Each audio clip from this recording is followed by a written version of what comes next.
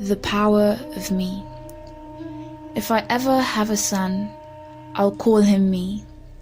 Right from the moment he opens his little eyes and looks at his papa, he would look at my dark face blurring the light in his brightly confusing new world and see love.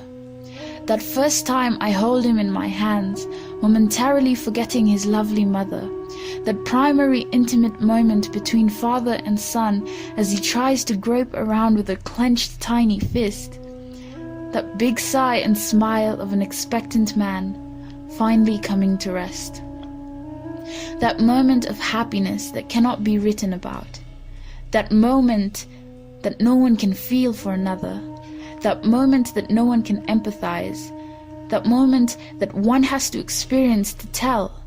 From that instant he would know he is me. I'll hold him in my arms each night after he suckles and watch him fade into dreamland peacefully in my rocking arms. I'll let him feel that when he wakes up he will meet me right there, waiting for him. Between my songs and conversations with him, he will only know peaceful smiles. I'll place our smiling pictures over his cot just in case he wakes up while I'm away. Anytime he looks up, he has to find me staring at him from above. When he starts to chew, I'll feed him and cherish each spoonful that goes into that tiny mouth. I'll make him understand that each spoonful is full of energy for growing me.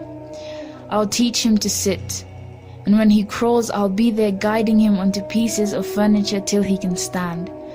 I'll tell him of the land beyond standing, a land called walking. When we reach into that land, I'll be there to record a video of his first steps and teach him how to run. I'll teach him to dream and see tomorrow and beyond. No matter what, he has to know that the moment he stretches to his limits will expand. And as he runs, I'll teach him to treasure each of those moments of energy, since a time may come when he will not feel like running, when he would be weak and feeble, a time when he would not be me.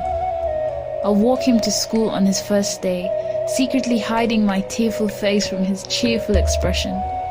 I'll stick around at break time just to watch from afar his assimilation. I'll teach him the way of the world and instruct him in the way of the word.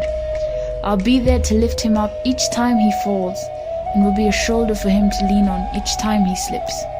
My strength will be his potency, and even when I am not around, I will teach him to find me in his me.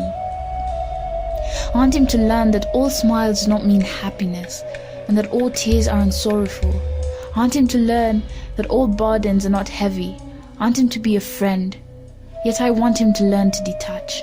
I want him to laugh, yet I want him to learn the value of each cry. I want him to fly, yet I want him to learn how to creep.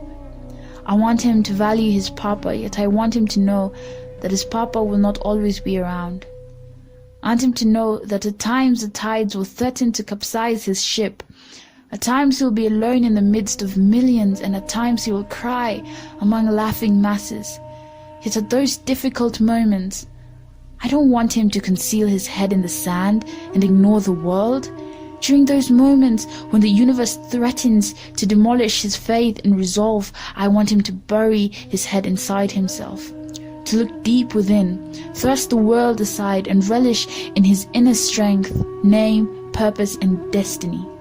I want him to relish the power of being me.